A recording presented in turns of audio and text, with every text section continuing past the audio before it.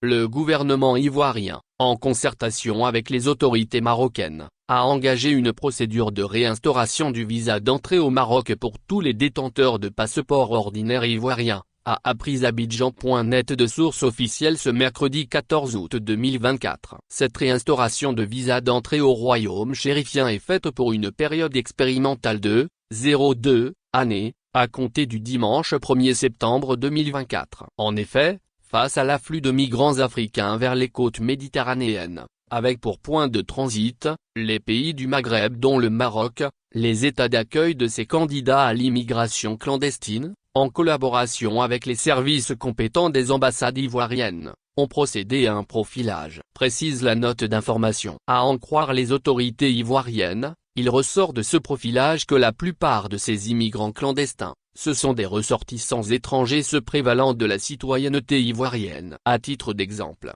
sur 800 migrants débarqués à Lampedusa, se présentant comme des citoyens ivoiriens, seules quelques dizaines ont été identifiés comme ressortissants de la Côte d'Ivoire. Par ailleurs, face à la découverte de réseaux parfaitement organisés, disposant de spécimens de faux passeports et de cachets contrefaits, le gouvernement ivoirien se devait de prendre des mesures, certes douloureuses pour certains de nos compatriotes, mais présentant l'avantage d'assécher les sources d'approvisionnement des réseaux de faussaires, en renforçant ipso facto la crédibilité du passeport ivoirien et la sécurité nationale, explique la note. Du reste, il ne s'agit pas d'une réinstauration définitive de l'obligation de visa d'entrée au Maroc, mais d'une suspension temporaire du bénéfice de l'exemption de visa pour 2 années au maximum, assortie d'une évaluation des effets de la mesure, au bout de la première année, précise le gouvernement ivoirien, et d'ajouter que cette décision ne s'applique ni aux citoyens marocains désireux de se rendre en Côte d'Ivoire,